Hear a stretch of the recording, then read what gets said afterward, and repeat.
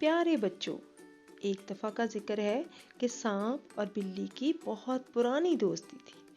بلی ہمیشہ سانپ کی مدد کرتی اور سانپ بھی بلی کا بہت خیال رکھتا۔ ایک دن انہیں جھاڑیوں میں ایک زخمی خرگوش نظر آیا۔ بلی خرگوش کو اپنے ساتھ درخت پر لے آئی اور کئی دن تک دونوں نے اس کا بہت خیال رکھا، جس کی وجہ سے خرگوش جلد ہی صحت یاب ہو گیا۔ اس طرح وہ تینوں دوست ہنسی خوشی رہنے لگے۔ سانپ نے اپنا بل خرگوش کو رہنے کو دے دیا اور خود درختوں کی شاخوں سے لٹک کر سو جاتا۔ ایک دن سانپ نے بلی سے پوچھا کہ پیاری دوست، لوگ مجھ سے بہت ڈرتے ہیں، مگر وہ تو تمہیں بہت پیار کرتے ہیں، اپنے گھروں میں پالتے ہیں، مجھ سے ایسی محبت کیوں نہیں کرتے؟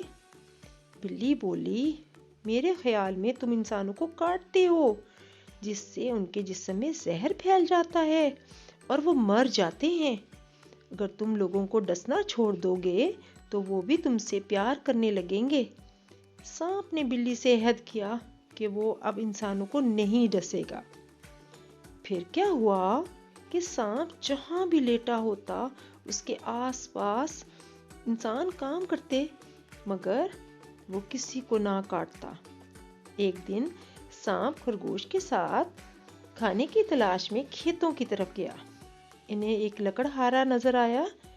دونوں اسے دیکھ کر جھاڑیوں میں چھپ گئے۔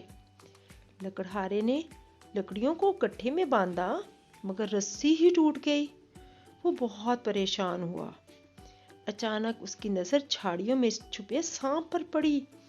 اس نے سانپ کو چھیڑا، مگر سانپ نے عہد کیا تھا، اس لیے اس نے لکڑہارے کو نہ کاٹا۔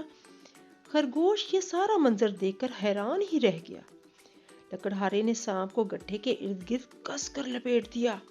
سانپ چیخا، چلایا، مگر چونکہ اس نے عہد کیا تھا اس لیے اس نے برداشت کیا۔ لکڑہارے نے گٹھا اٹھایا اور گاؤں کی طرف چل پڑا۔ اتنے میں بلی بھی دونوں دوستوں کو ڈھونڈتے ڈھونڈتے خرگوش سے آ ملی۔ خرگوش نے سارا ماجرا سنایا۔ دونوں لکڑہارے کی طرف دوڑے۔ سانپ نے بلی سے شکایت کی، دیکھو، آج میں تمہاری وجہ سے تکلیف میں ہوں، تم نے ہی تو انسانوں کو ڈسنے سے منع کیا تھا۔ بلی مسکرائی اور بولی، صرف ڈسنے سے منع کیا تھا، ڈرانے سے نہیں۔ تم لکڑہارے کو پھنکار کر بھی ڈرا سکتے تھے۔ یہ سننا تھا کہ سانپ زور زور سے پھنکارنے لگا۔